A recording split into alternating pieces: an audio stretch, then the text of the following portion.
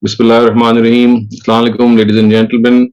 Welcome to this session of moral lessons from the Quran. We will be reading another passage from the Quran and trying to remind ourselves of some of the basic moral precepts which are found in ourselves. And this is one of the very important activities that all of us should make effort to do in Ramadan to connect with the Quran as much as possible.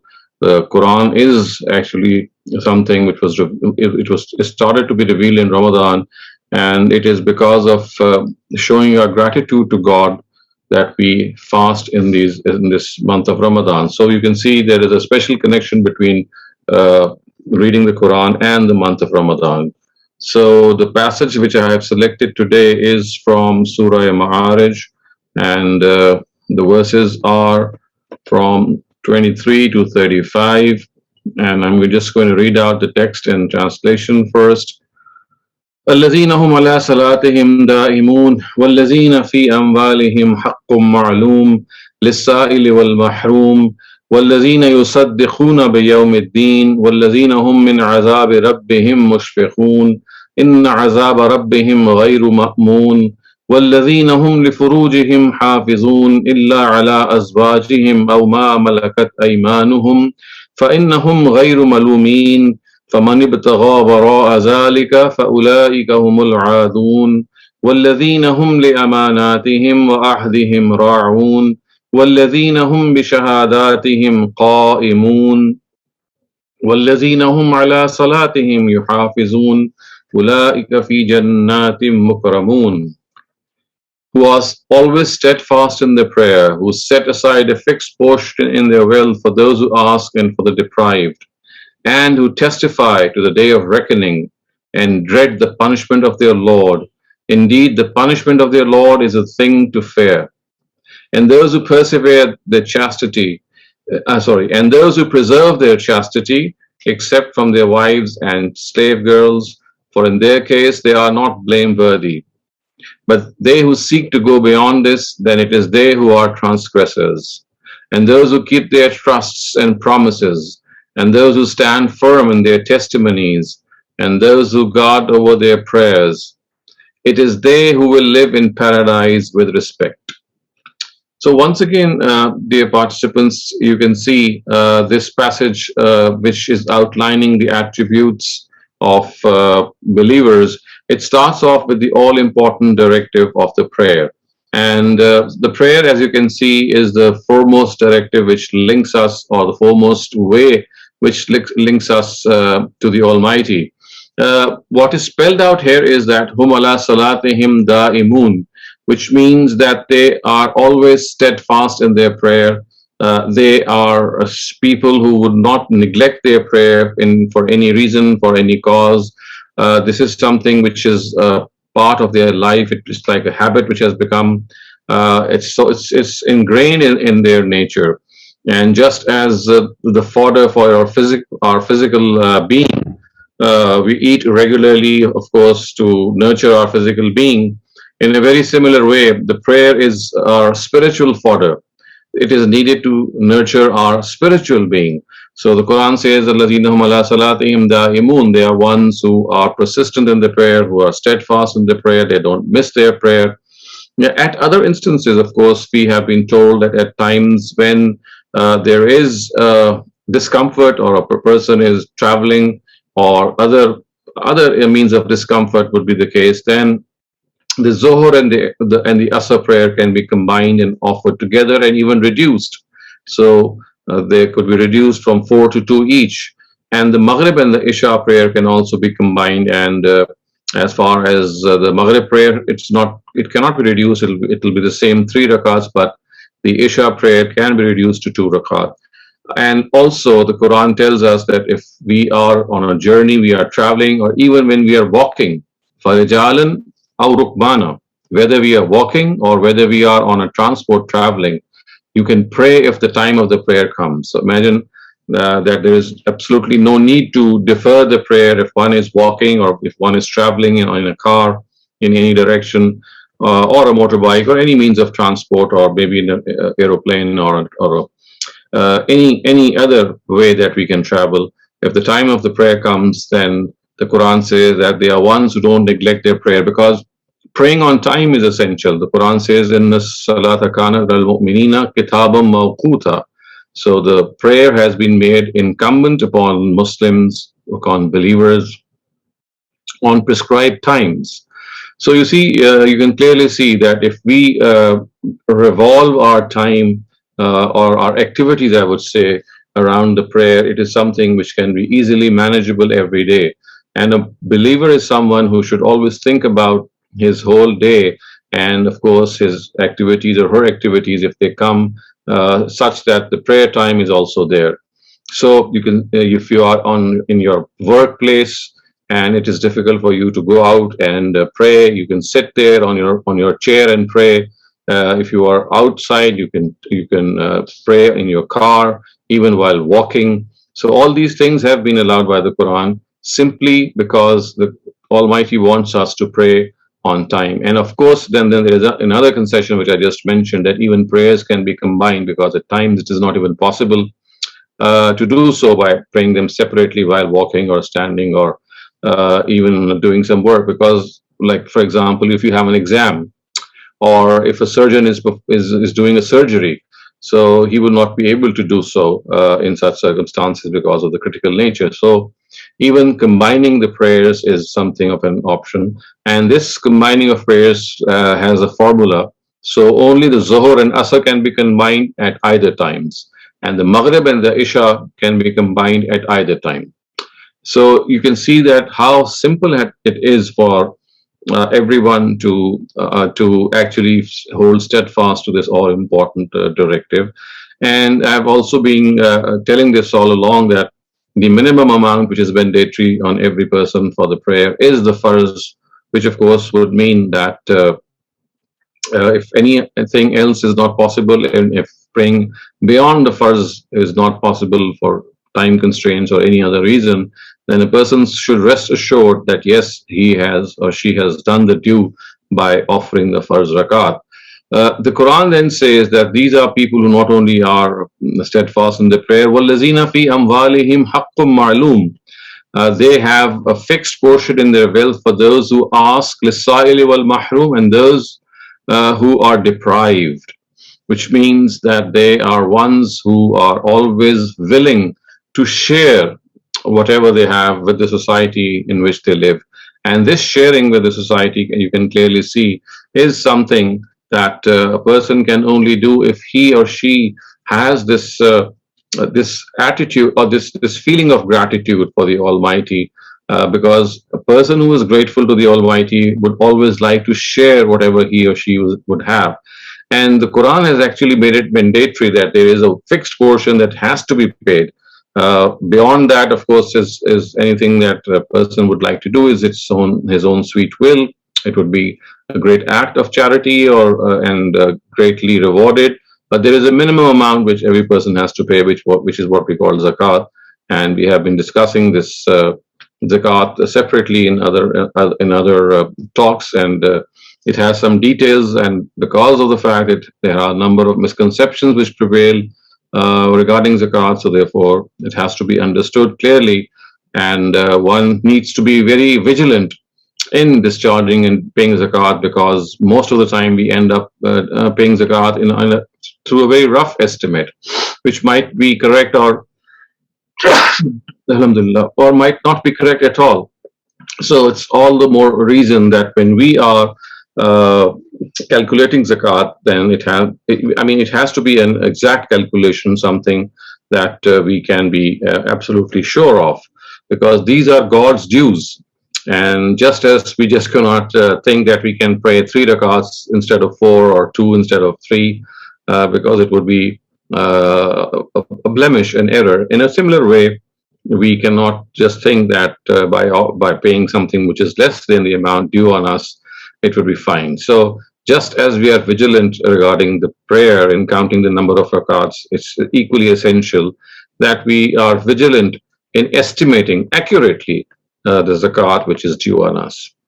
So, وَالَّذِينَ يُصَدِّقُونَ بِيَوْمِ الدِّينِ, they are the ones who testify to the day of reckoning. وَالَّذِينَ هُمْ مِنْ عَذَابِ رَبِّهِمْ مُشْفِقُونَ إِنَّ عَذَابَ رَبِّهِمْ غَيْرُ مَأْمُونٍ. So these are people who testify to the day of judgment, which means that they are absolutely sure that they are going to be held accountable on this day. They are ones who will not be let go, they will not go scot free, because if the Almighty has created this world in a way that He has given us His blessings, then He shall surely call us to account. And believers are such that they always testify to this day, they are always faithful to this day.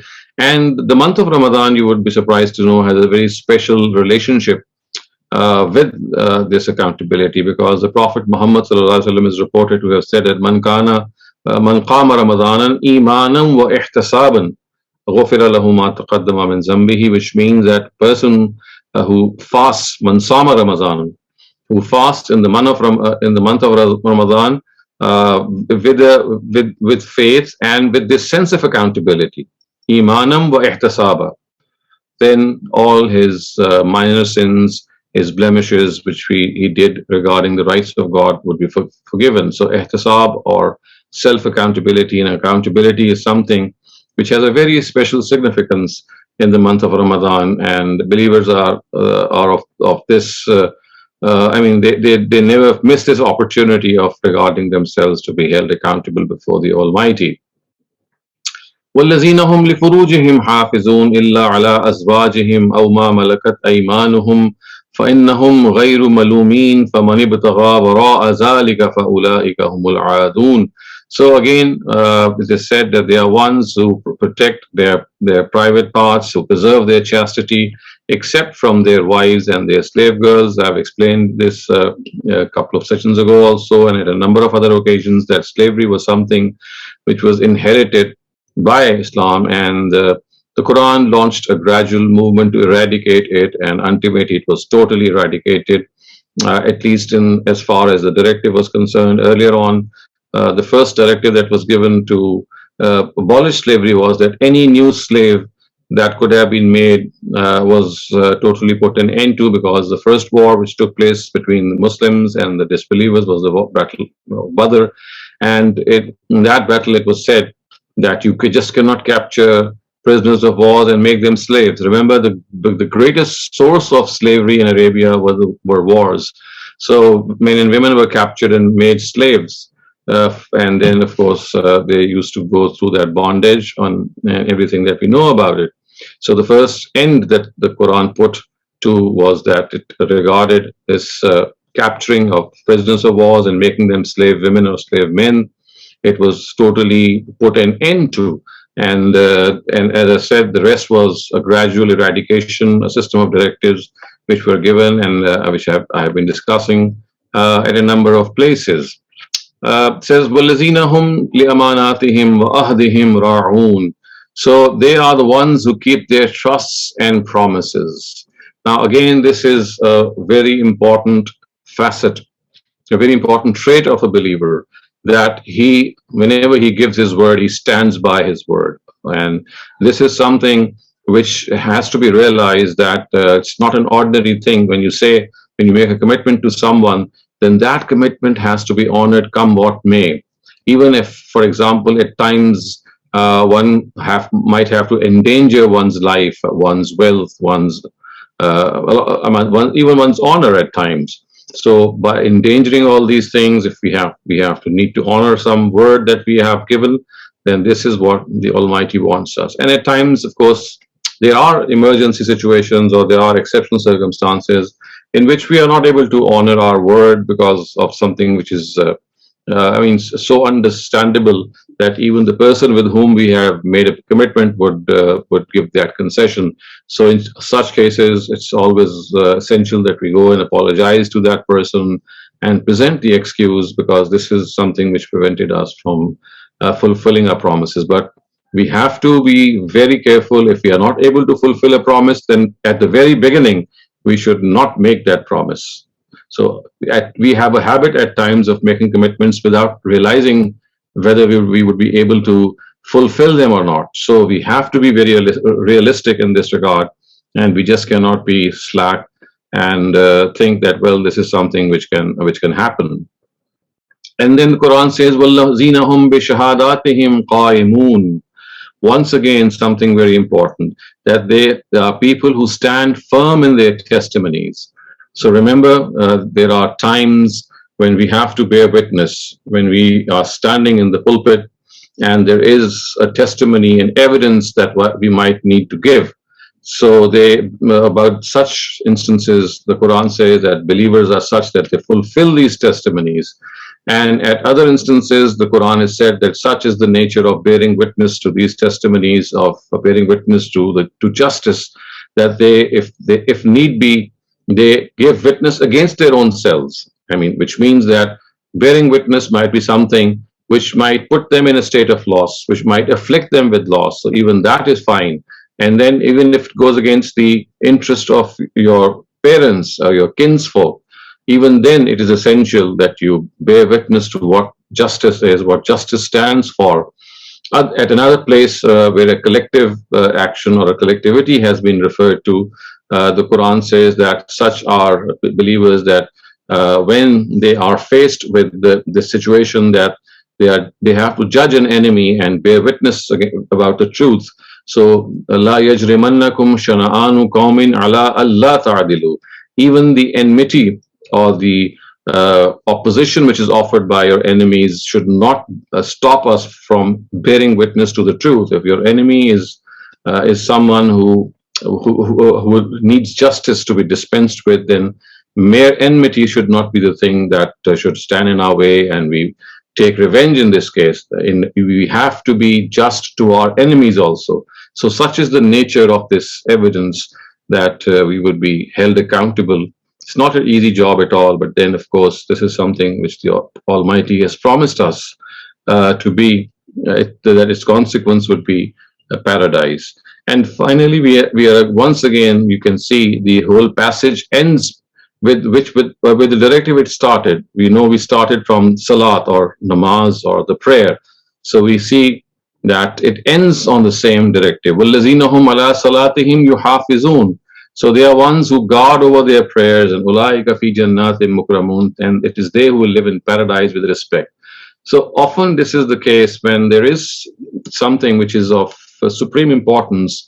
So what the Quran does, it begins with that particular directive, and it will end on that particular directive. Those of you who have the chance of reading the Quran, you will find that this is a very common style of the Quran, that at times something which is very important, the Quran starts off with its mention, and once the rest of the directives have been mentioned, it once again brings that initial directive again, and signifying the fact that this is an extremely important thing. It's like a wall which is encircling all these directives. So our prayer is indeed like a wall. It encircles these directives. It's the beginning, it's the alpha and the omega. It's the beginning and the end. If we are able to protect all our undertakings through this wall of the prayer, which protects religion, then we are able to practice it in a very, very laudable way. So it's extremely important to understand how significantly one's God connection is affected by the prayer. And the prayer, of course, is the prayer of a person who feels that he would like the Almighty to listen to him, to forgive him, to hear to listen to our wishes and desires, and at the same time give us the assurance that when we are passing through difficult times, he would be the one who would accompany us. He would be the one who would be standing at our back. And this, as I've been saying all along, is one of the greatest means of God connection. And particularly, my dear viewers, in this month of Ramadan, the most effective prayer after the obligatory prayer is the tahajjud prayer. And each and every one of us who is able to get up at Sahri time has this opportunity to pray the tahajjud. So please do make an effort to get up a little more early, maybe 5 or 10 or 15 minutes, and whatever the Quran that you have in your mind, you can read it in that tahajjud prayer. And if that is not possible, you can hold the Quran in front of you and even read it, and try not to miss this opportunity. We are more than halfway through the month of Ramadan, and this is a blessing that we can reap simply by devoting some more time just before Sehri. So I will not now end my talk here, and I am now available for all your questions. Thank you, Dr. Shehzad. The first question that I have is of Fatma. Fatma, please go ahead. Assalamu alaikum. Right. So I want to know the status of 4 things in Islamic Sharia. Number 1 is akika. The second is shaving the newborn baby's head and then weighing that hair and giving that much of silver in charity. Third is reciting azan in the newborn baby's ear. And the fourth is about gurti, which is like one of the elderly, like, takes honey on their finger, they taste it, and then they make the baby taste it. So what is are these things optional, obligatory, not required in Islam? I'll try to remember these questions. So the first question you asked was the issue of akika. So as far as akika is concerned, there is no such concept which is found in the Quran or the Sunnah which says that akika or the festivity of akika is something which is part of our Islamic Sharia. In fact, when the Prophet had asked about this question, he said, "Ana la uhibbul uquq." I don't like what this uquq or this akika is. Yes, what you can do is that if there is some birth of a boy or a girl in your house, then of course, if you would like to thank God for that, you can always sacrifice your animal. So the title of akika is something which the Prophet himself did not ascribe to. This is one of the reason was this, but that in earlier times, akika was a festivity of the age of ignorance, or the age of jahiliyyah, I would say, not ignorance, in which people would slaughter an animal, and that animal's blood would be sprinkled on the forehead of the newborn child. And the purpose of sprinkling that blood was that this would keep that boy or a girl safe from any calamity or from any evil spirit. So the Prophet absolutely forbade it, and all that he said was that if you would like to thank God, because of course the birth of a boy or a girl is a matter of great joy, if you'd like to express your thanksgiving through qurbani, through slaughtering an animal, or through any other way, like charities, it's something, of course, that can be done. Weighing the hair or shaving the hair of the boy or the girl, it has no significance as far as religion is concerned. It is entirely something, if you think that it's hygienically or medically prescribed so that the hair it grows well, it can be done. Otherwise, this is not a religious prescription at all. Similarly, weighing the hair of that newborn child which has been cut and then giving an equivalent amount in silver or whatever, that again is something which is totally unfounded. And finally, giving azan or iqama in the ears of the newborn, again, this is an unfounded practice. It has become so famous that people think it's part of the Sharia, whereas in the first 6 or 7 centuries, there was not a sign of this practice. So this is more of a misunderstood religious practice. And what about the last one, the gurti, where elderly? The gurti which is given is again a cultural thing. It has nothing to do with religion. It's like just making the boy or the girl sweet something tasty or something which the family tradition would like the boy or girl to taste. It has no religious significance. So in all these questions that you have asked, there's just one thing that you can regard as religious, and that is that you can thank God through any means on the birth of a child, which could be sacrificing a goat or an animal, or even giving in charity. All the rest are basically festivities or cultural functions which have either arisen because of, as I said, culture, or they are misunderstood practices. Like, for example, giving the azan or the iqama in the ear of a newborn. This is such a rampant practice that people think that it was done ever since the time of the Prophet, where we have absolutely no evidence of that. And regarding the sacrifice, there's no religiously prescribed account, like, for example, 2 goats for boy and 1 for girl. Nothing at all. Like, there are certain narratives that do attribute the fact that the Prophet said something like that, but that has to be related to the Arab traditions of their times, because nothing religious about them. As far they would generally sacrifice 2 goats for boys and a single one for a girl. But this is nothing to do with religion. It was their own manner of celebrating the birth of a boy or a girl, because they thought that boys have, I mean, there are helping hands and they can grow and become part of support the father. So it was again something of a cultural practice. Religion does not endorse it. Today, if a boy or a girl has been born, you can sacrifice equal number of goats. You can sacrifice more for the girl. You can not sacrifice at all and give the money in charity. So all these options are available. Thank you. Rajni, you can have your question now. Assalamu alaikum. Wa alaikum assalam. Suppose I'm a traveler and they provide me a room or already there in my flat where I can pray full namaz. So therefore my question is, can I pray namaz-e-kashr or pray full namaz? If I pray full namaz, is it considered like a bidah?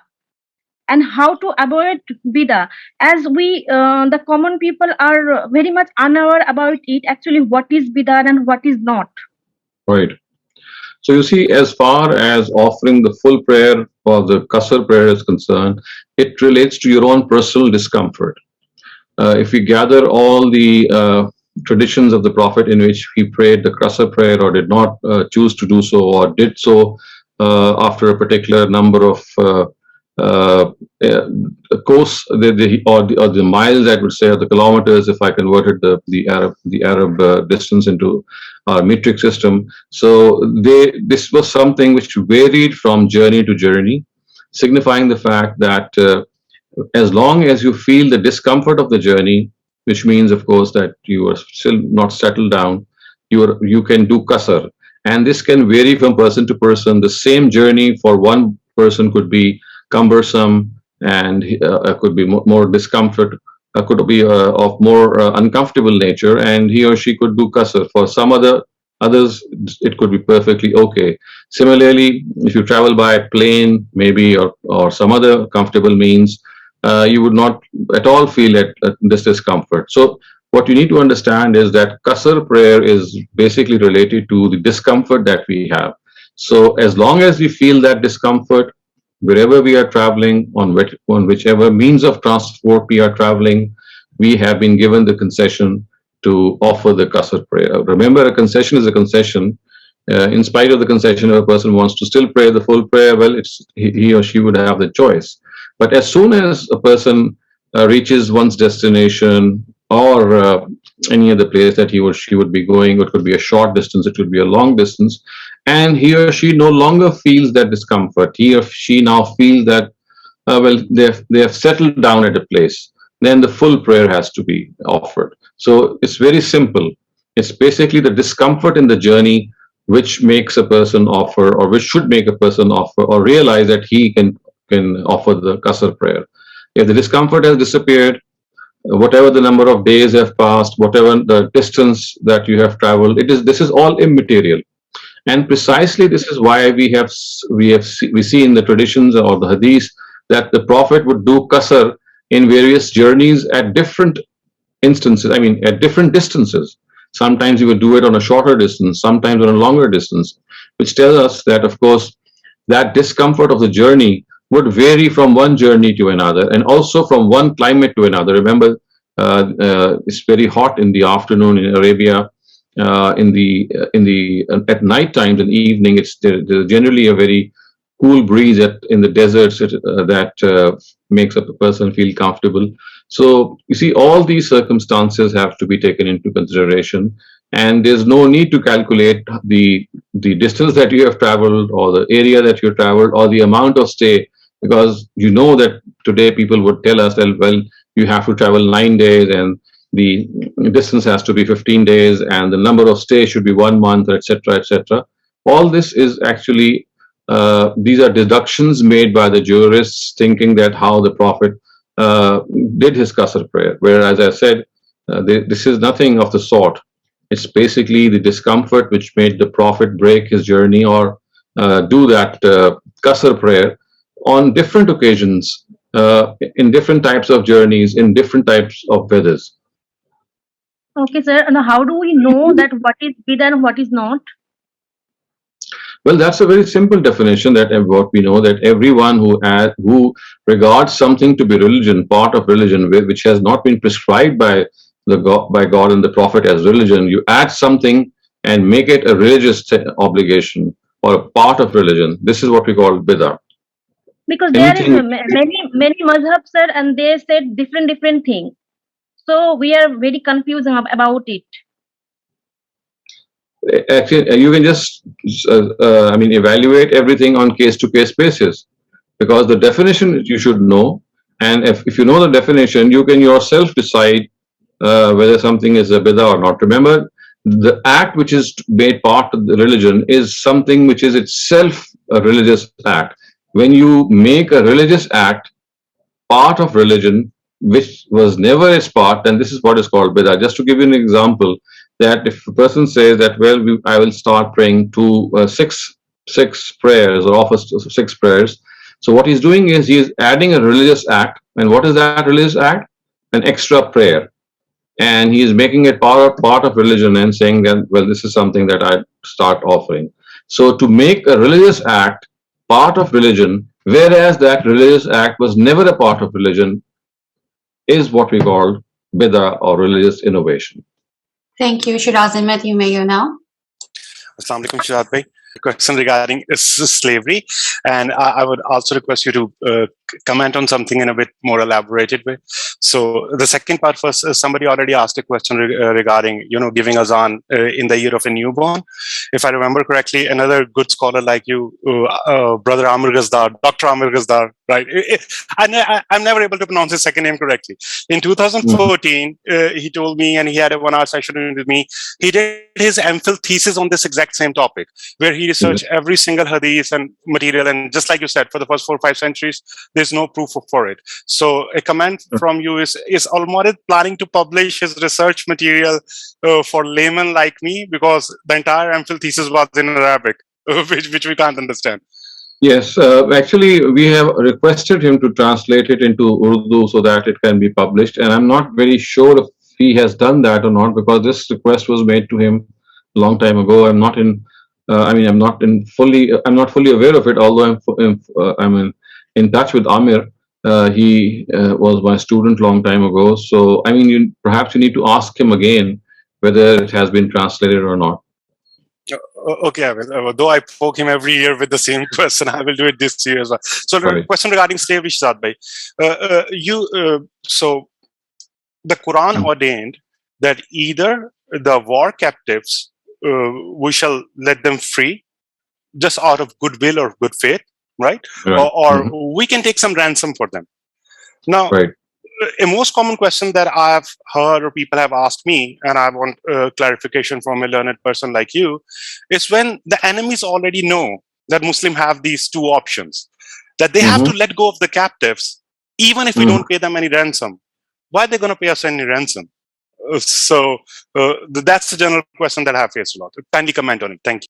I think this is out of compassion, because you see, this was a compassionate thing which was offered, and you remember the Arabs had a certain sense of honor also, so they would never go for something pro bono if they would think that they could pay for it. So the Arab psyche was there. And if they could afford it, of course, then there was something that they would do. And then there's another thing. If Muslims would like to impose that, remember, this is a condition which Muslims had to impose. So if they would think that there is something that they could earn from these criminals of war because of the losses or because of so many other things that have ensued, so it was like a penalty being imposed on the opposite side. So it's not that the choice is given to the people whose prisoners we have taken. The choice is given to the Muslims themselves, and this choice actually tells them that at times they can show compassion, and at other times, if this compassion is going to maybe make the other person more audacious, or if there is something that can be earned from a very rich enemy for the cause of the war itself, because of the war losses, So these are the two, I mean, I would say, very natural concessions that have been given, and the choice is actually choice actually rests with the Muslims themselves. So they have a choice to make, not the opposite side. So if I understood you correctly, the Muslim has these two choices, and they cannot make those captive slaves because slavery has been abolished by Islam, but they Right. can keep them in jail or in captivity for as long as they deem fit. And it's their choice that either they keep them in captivity or they let them go for free or for some ransom, but they cannot enslave them. Is this understanding No, correct? another thing which is essential is that even they cannot keep them in captivity unless they are war criminals. You see, there's one thing as being part of the enemy, for example, a common soldier. And then there are other people who are just not common soldiers, they are war criminals. They have conducted heinous crimes in the war field. They have maybe raped women or done something which is extremely of heinous nature. For such people, then there would be a war tribunal instituted and they can be punished as well. So you have three options. One option is that when you capture these, one option which is, or I can say there are four options, and the fourth is absolutely ruled out. The fourth is that you cannot enslave them come what may. Now we are left with three options. One is to set them free without any ransom. The other is to set them free with ransom. And the last option is that you don't set them free because of they being war criminals. And if you've studied various wars, you'll find that there have been people who have committed heinous wars, and if they are captured, then they'll undergo a trial, and that trial will then, whatever the consequence of that trial, they can be punished as well. So remember, it's not that you are required to set free every kind of person that you capture. If the person you capture is a war criminal, then a case will be instituted. It shall be properly run in a court of law, and then a punishment can also be pronounced. And that punishment can also be the death punishment. But what cannot be done is that they cannot be enslaved. Thank you, Shehzad bhai. Loud and clear. Thank you very much. Mr. Khwaja, you can have your question now. Yeah, Assalamu alaikum, Dr. Sahab. Walaikum assalam. My question is basically my confusion about Salah time. Some people would just, as soon as Azan is called, they would just drop everything and go up and pray. And I know Qur'an says kitaban mawquta. Does it mean exact time whenever there is Azan, I drop everything? Or there's a window? No, it means there's a window. Kitaba Mawquta means that there is a starting time and there is an ending time. So between the starting and the ending time, you have to offer the prayer. It doesn't at all mean that as soon as the Azan is said, it becomes mandatory for everyone to offer the prayer immediately. That's not what the Quran is saying. It says that the window that you have from which a time starts and then there is a time which ends. So you must not either do it before the starting time or cross the ending time. It has to be offered within that window. I see, because I've seen some people walk out of the classroom in the university that it's now Salah time. Which they should be told that, yes, they should be told that yes, the Salah time has started. It's not that this is going to end immediately as soon as you hear the Azan. Adania, you can have your question now. Assalamu alaikum, sir. Since we as humans have certain emotional phases, and we all have different level of an emotional connection with our Creator, but there are times when I don't feel like talking to Allah Ta'ala during prayer. It's been felt like some big moment, nothing else. Without, you can say, feeling any emotions or connection with Allah Ta'ala while offering prayer. So my question is, why do I feel this way, and what be done if I encounter such situation? This has led to some more questions, that what's the intention of offering a prayer should be? It's due to fear of Allah Mia, or it's because of developing a connection with Him, or I can say it's all about seeking for forgiveness or to please Him, or you can say it's just about to obey Him. What we should have in our minds before standing in front of Him?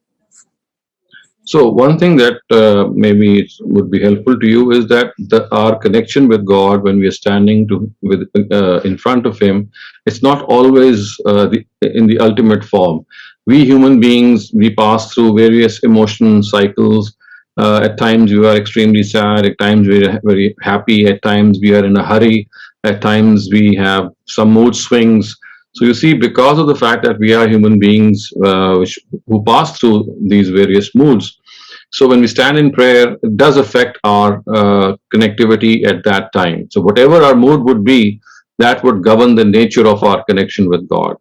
But having said that, you see, if we have certain things already clarified in our minds when we stand, I mean, well before the prayer time, and we try to understand the philosophy of the prayer itself, then it helps keep us that connection, whatever our mood swings or whatever our moods are.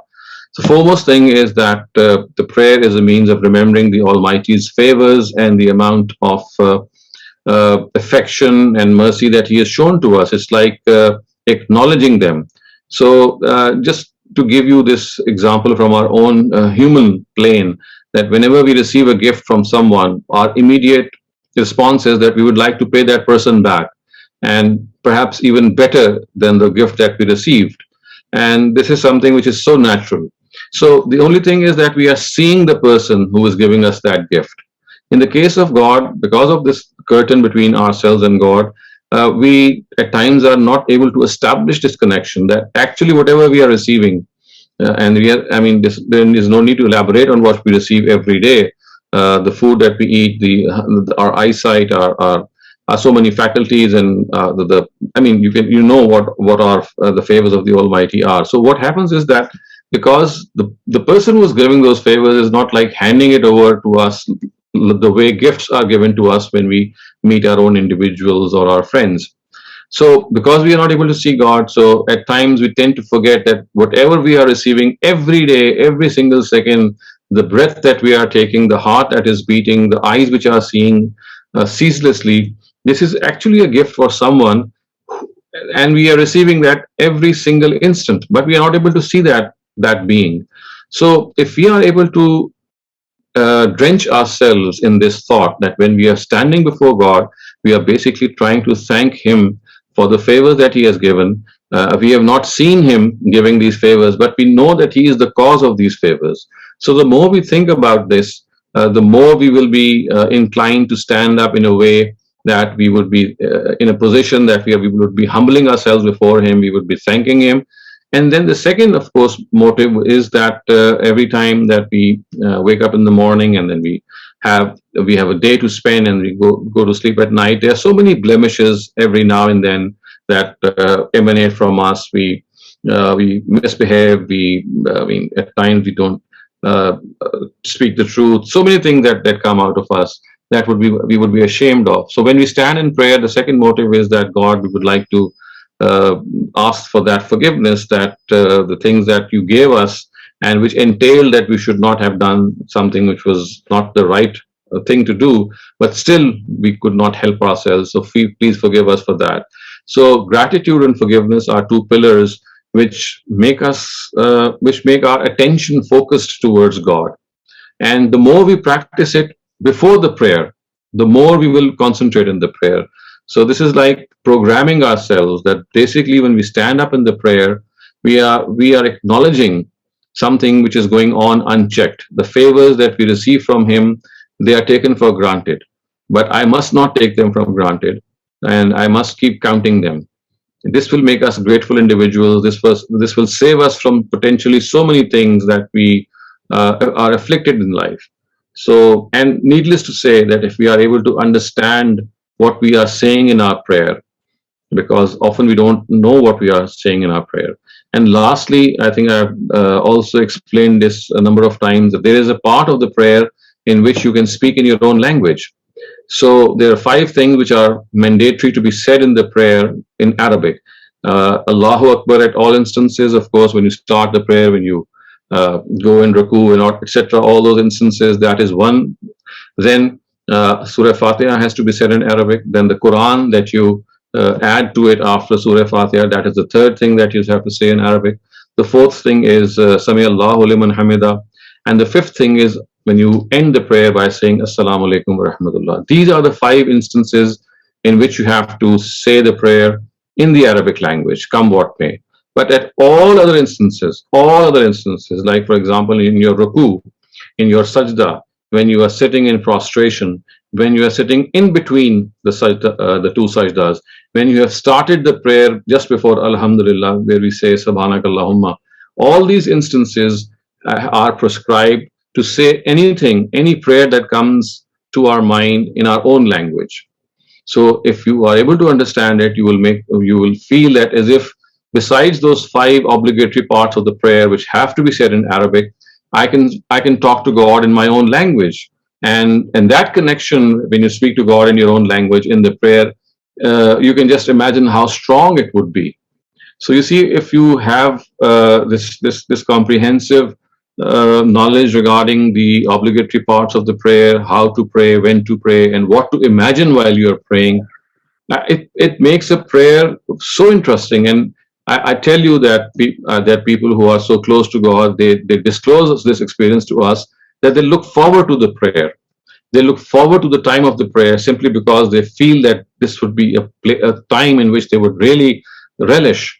And they are true servants of God who make their routine of every day such that they revolve all their life, all their daily routines such that they would make those 5 prayers the center of their activity and know that, well, I will revolve the rest of the activity or the rest of the time of my day such that I'm able to offer these prayers in a very peaceful and a calm way. So it's a question of understanding the depth of the prayer, understanding how important the prayer is and how important it actually affects us and makes us so close to God. Thank you. Dr. Suhail, you may ask your question now. My question is about the status of dhimmis. One of the many blemishes on the religion of Islam, other than slavery, is the status of dhimmis that the atheists love to talk about. Zimmis, okay. Zimmis or dhimmis, yeah, that's what I'm talking about. Okay. So that's one of the most blemishes on the face of Islam. Now, of course, when you talk to the atheist, because that's what their main objection is about the dhimmis, they would always say that when you talk about when you quote your quotation from the point of view of scripture, they would always say, "Oh, that's your personal opinion. Let's talk about history." But even when you look at history from non-Muslim historians, there is good evidence that the state of dhimmis was very well chalked out in especially 2 eras in Islam. One is in the time of Hazrat Umar, and then in the time of Andalusian in Spain, during the Andalusian Muslim Empire, when the Jews had their golden age for almost 300 years. And many Jew historians would actually admit to it.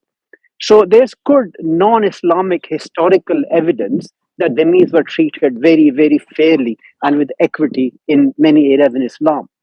So therefore, I was a little bit alarmed just recently to hear Ghamidi Saab. He's on this 33 objections. And recently he's talking about Atmam Hujjat. And during the Atmam Hujjat, he was going through, I think it was a couple of episodes back, when he was talking about the polytheists and how they were subjugated. And according to Ghamidi Saab, the status of dhimmis was of a status of humiliation. They were subjugated and they were given that status to tell them that they are actually inferior to the Muslim population of that time. Either they accept Islam or they accept a status of subjugation. Ghamidi Saab almost used some harsh words, not harsh as in humiliating them, but his words actually implicated a message of a status that was inferior to that population, which is quite contrary to what you find in history, especially when Hazrat Umar invaded Jerusalem and the second Andalusian era. So I was a bit confused about Ghamidi Saab's sources and why did he think what he think? Well, as I said, I think I've been discussing this the law of Tamul Hujjat in a number of instances. You're referring to the fact that there's this phenomenon of zimmitude, or the fact that there were not the people of the book who were required to submit and pay the jizya tax, and this was a sign of subjugation.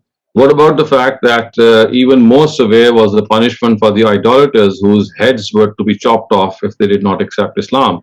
So zimitude is something even less, something even more grave is the fact that the idolaters, they were required to be put to death by the swords of the believers had they not accepted faith. And it was just in case, I mean, it was just, something which happened in their favor that all of them accepted faith except a few of them, and they were all put to death. So I think what needs to be understood here is that there is a law of the Almighty in which actually the Quran has used this word of humiliation. And it says that Kataballahu la aghlibanna innal lazina yuhaduna Allah wa rasulahu ulaika fil azallin. This is what the Quran says, that those who deny and who are at war with God and the Prophet, ulaika fil azallin, they have to be humiliated in this world. This is a punishment of denying the truth. And this punishment of denying the truth has two forms. For idolaters or people who have adopted polytheism as their religion, they will not be spared because they are associating partners with God without any argument or reasoning. So they will be put to death come what may. And this happened not only, I mean, this was not only a directive in the times of Prophet Muhammad, it was something which happened regarding all previous ancient Arabic nations, like for the Ad, the Samud, the people of Lot, the people of Noah, all of them were actually put to death for this polytheism of intentionally denying the fact that they were convinced that God is one, but they still associated partners with him. So this is something which the polytheists have been suffering ever since the earliest times. The people of the book, they were regarded as monotheists, and they were given this concession, and they were told that their humiliation will not take the form of the capital punishment. Because they are primarily monotheists, they would be allowed to live on their own religion, but this would be a sign of humiliation for them. They would be made to live in different places, and they will be made to realize that these are the people who have denied the Almighty instead or the Prophet, I would say, in spite of being convinced. So the purpose of the Quran was to actually humiliate them. The word used is humiliation, and the jizya tax, which was actually imposed on them, was a sign of this subjugation. And what has actually been erroneously now understood is, which has caused a lot of atheists and people who are studying critically Islam, is that this particular punishment was just meant for the immediate adversaries of the Prophet Muhammad, because they were the ones who were to be humiliated, no one after them. So the problem which took place was that our jurists, unfortunately, did not draw this line, and a punishment which was just meant for the idolaters of the Prophet Muhammad's era and the people of the book of the Prophet Muhammad's era, because this is basically, as I said, a punishment. It's a divine punishment, and the Almighty and the Prophet and his companions are the instruments of God's justice. So they were required to administer this justice. It was solely confined to them. What happened is that it became a permanent part of our fiqh. So even today, our fiqh manuals, even today, if you pick them up, you'll find that today also you will subjugate the people of the book. You'll impose the jizya tax on them. You'll make them realize that they are second-rate people, without realizing that this is not our prerogative. It was the prerogative of the prophets of God. They were acting as instruments of God's justice on earth, and making people realize that this is what happens when you deliberately and arrogantly deny the message of God. So let me get this right. So are you actually saying that these directives were only meant to be exercised up to a particular time limit, or up to when the Prophet was alive, or when his message was being conveyed by his forefathers? Yes, the immediate adversaries, as long as they were alive, which of course could be a couple of years, maybe one generation after the Prophet. It was until then. After them, this had nothing to do with any other non-Muslim. For the rest, they had to live in. You have to live in peace with them. You have to treat them equally, because you see, this is something of such an important nature that if you don't understand this directive of the Quran, you will end up extending a lot of things which are meant solely for the foremost addressees of Prophet Muhammad into other eras, which include jihad, which include not praying for non-Muslims, which include not saying salam to them. So I have written a book on this actually, and shown that how 8 or 9 or maybe 15, I don't remember, maybe 12 or 15 of these directives which were meant solely for the era of Prophet Muhammad, because of the fact that they constituted a divine punishment. It was God who was administering this punishment. The Sahaba and the Prophet were just instruments of God's justice. They were just carrying out the orders of God. It confuses me. It confuses me a little bit. Why there is a certain timeline? We got the Muslim Empire. I'm sorry to prolong this, Najia, because the Muslim Empire just kept expanding and expanding and expanding up to a good 500 years after the Prophet's death. So the message of Islam was being conveyed a good 500 years post Prophet's deah. And you know, dhimmi status was maintained in Spain. It was maintained in Mauritius, in other countries. So why limit it to a certain time period? This is because of the law itself. The law says that only the messengers of God are authorized to punish people for arrogance. No one other than the prophets of God is authorized to do so. The Quran has made it abundantly clear at a number of instances. And this law of Itmam al-Hujjah, which was actually pointed out for the first time in a very emphatic manner by Ustaz Hamiduddin Farahi, this is one of his crowning achievements. That how important that this is nothing to do with the expansion of the Muslim empire. It is a law which is governed simply by the Almighty regarding only and only His messengers of God. So therefore, as you might have heard, that I always make this distinction that there are two periods of religious history.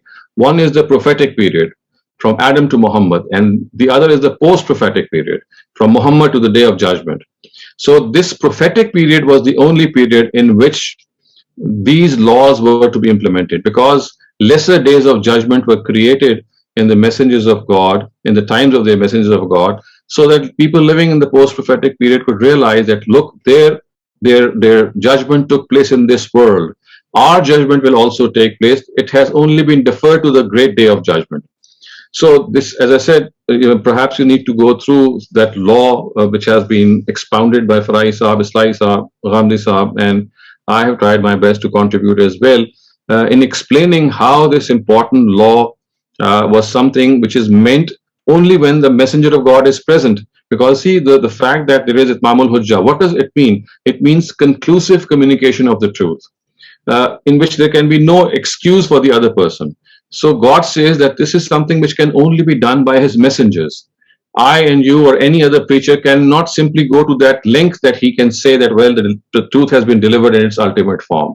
So because of the fact that only messengers deliver the truth in its ultimate form, and the person who ends up denying has no excuse except arrogance.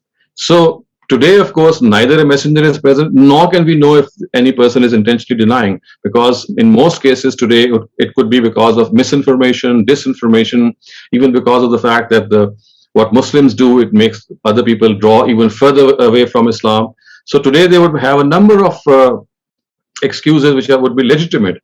But in the times of messengers of God, no legitimate excuse is offered, because God says that He sends His representatives in a way that they convey the truth in such a manner that it's only arrogance which makes the other person deny. He or she is left with no excuse. And hence that punishment which comes as a result is absolutely justified. But in the post-prophetic era, as you said, when the expansion took place, neither were messengers of God there who could present the truth in their ultimate form, and nor could we know whether people were deliberately denying or not. So I have gone at length to explain this, because this is the most fundamental part, or I would say law of the Quran, which if not understood will create so many issues in understanding the whole Islamic faith. And unfortunately, this is what has happened, that every now and then you will get Osama bin Laden or a Mullah Omar or Abu Bakr Baghdadi rising and trying to carry out the same practice which Prophet Muhammad did. And this is what we call as misreading that divine practice, that something which was specific to messengers of God. They think that if they punish the disbelievers, we also have the right to punish disbelievers. So Osama bin Laden actually quoted a Quranic verse long before he attacked those Twin Towers. And he actually cited that Quranic verse, which was meant for prophets of God and messengers of God, that they have to wage war against these disbelievers because they have denied the truth. And he actually said that, well, I'm going to do the same. So what has happened is that something which was meant specifically for God's messengers, since people were told that, well, God's messengers are ideals for us. Laqad kana lakum fi Rasulillahi uswatun hasana. They are the best exemplars. So instead of realizing that they are best exemplars in certain areas that we need to follow, we started to follow them in every particular affair. It would be much like saying that, look, the Prophet Muhammad was given the prerogative to marry more than 4 women, but rest of the Muslims didn't have this prerogative because of his special status. Similarly, this qital or jihad, which was conducted, had a very special status. And if we start doing it even today, it would be as if we would be violating the same directive and thinking that since the Prophet married more than 4 wives, so why shouldn't also we marry more than 4 wives? So it's basically a case of not realizing that there was something which was specific for God's messenger. Because of being divine appointees, because of being God's representatives. But in the post-prophetic era, with the departure of God's messengers, this is no longer the case. And because this has been misunderstood, I unfortunately think that things have gone the wrong way. Sorry, I'll just ask one more follow-up comment and then I'll shut up because I know the others are waiting. You keep saying that it happens in the post-prophetic era. It was a prophet to exercise the directive of the Itamam Hujjat, but it didn't actually, did it? Not in the post-prophetic era, in the prophetic era. But in this particular case of the Dhimmi status, it didn't just stop with the prophet did it. It carried on, and for the 4 caliphs, because they were then in that sphere of the prophet's judgment of exercise of Itamam Hujjat. They also carried on with the Itamam Hujjat. So I get confused as to why were they allowed, and if they were allowed, why weren't the Umayyads or the Abbasides allowed after that? Because why did we stop? Yes, I understand. Because that was the generation amongst whom the Prophet was born, and he was able to deliver the truth. The next generation it came after them. So it was confined to the generation which the Prophet was able to address. And all those 4 caliphs were, of course, alive at the time of the Prophet, and they were they were companions. So until the last companion passed away, which is like 50 or 60 years or 70 years after the death of the Prophet, this whole law was in force, and zimmitude or zimmi status was to be implemented. But once these messengers of, the companions of God had passed away, which was within the 1st century, it no longer had to be extended. It should not have been extended. But unfortunately, our jurists did not make this distinction, and they not only extended it after the 1st generation, they have continued to extend it right up till now. So even today, your fiqh manuals will tell us that if you fight the non-believers, you will impose jizya and make them zimmis. Thank you, Dr. Shehzad. There's other follow-up questions on the same topic. We'll take them, inshallah, tomorrow. Thank you. Okay, inshallah.